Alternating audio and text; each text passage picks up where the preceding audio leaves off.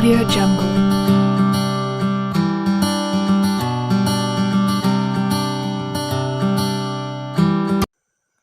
Perkenalkan, nama saya Melsidiora Rantesalu, mahasiswa semester 5, jurusan Pendidikan Biologi di Universitas Negeri Manado. Dalam video kali ini, saya akan membahas tentang jaringan pada tumbuhan.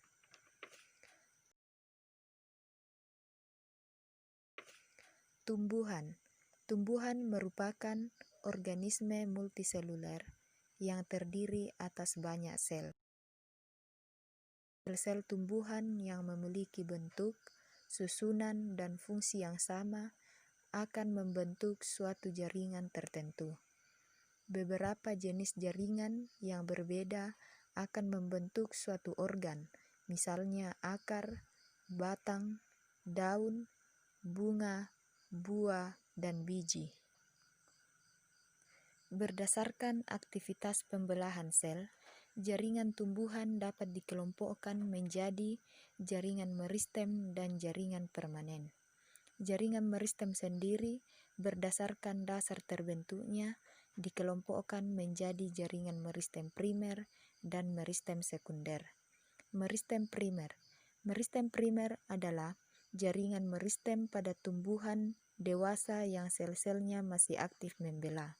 Pada umumnya terdapat pada ujung batang dan ujung akar. Meristem primer menyebabkan pertumbuhan primer, yaitu pertumbuhan vertikal yang menyebabkan perpanjangan batang dan akar. Meristem sekunder berasal dari sel-sel dewasa yang berubah sifatnya menjadi sel-sel meristem atik. Contohnya adalah kambium dan kambium gabus. Kambium dapat ditemukan dalam batang maupun akar tumbuhan dicotyl atau Gymnospermae dan beberapa tumbuhan monocotyl. Kambium menyebabkan pertumbuhan sekunder sehingga batang menjadi bertambah besar. Jaringan meristem dapat pula dibagi berdasarkan letaknya, yang dibagi menjadi 3, yaitu meristem apikal, meristem interkalar, dan meristem lateral. Jaringan permanen adalah jaringan yang berasal dari pembelahan sel-sel meristem primer maupun sekunder yang telah berdiferensiasi. Jaringan epidermis adalah jaringan yang tersusun dari lapisan-lapisan sel yang menutupi organ tumbuhan seperti akar, batang, daun, bunga, buah, dan biji.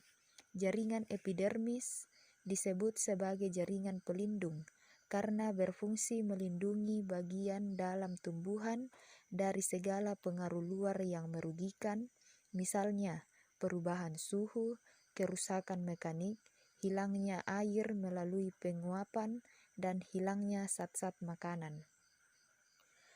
Jaringan parenkim merupakan jaringan yang terbentuk dari sel-sel hidup dengan struktur yang bervariasi. Jaringan ini bertanggung jawab terhadap segala proses fisiologis. Jaringan parenkim juga disebut sebagai jaringan dasar karena dapat dijumpai hampir setiap bagian tumbuhan. Berdasarkan fungsinya, jaringan parenkim dibedakan menjadi parenkim asimilasi yang melakukan proses fotosintesis, parenkim pelindung yang berfungsi menyimpan cadangan makanan, parenkim air yang mampu menyimpan air, parenkim udara yang mampu menyimpan udara pada lubang antar sel, serta parenkim pengangkut yang terdapat sekitar xilem dan floem, dan parenkim muka yang bersifat meristematis. Jaringan penyokong adalah jaringan yang menunjang bentuk tubuh tumbuhan.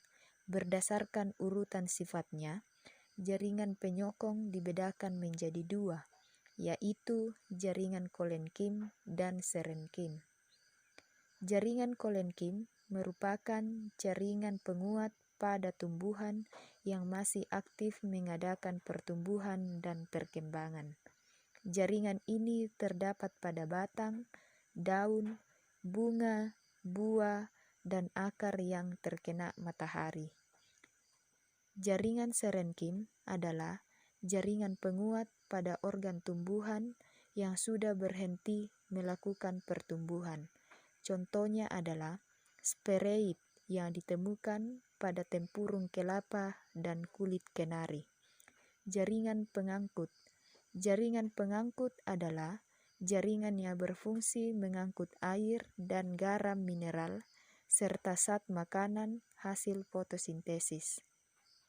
Jaringan pengangkut pada tumbuhan adalah xilem dan phloem.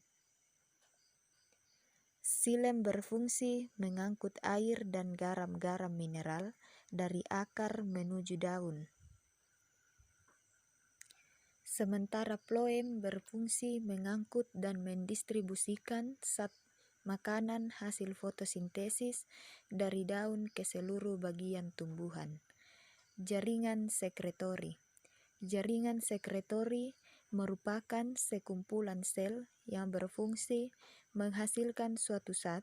Pada tumbuhan terdapat beberapa macam jaringan sekretori, yaitu saluran getah seperti pada tumbuhan karet, sel-sel resin, pada tumbuhan pinus, sel-sel lendir, sel-sel penyama, dan sel-sel irosid.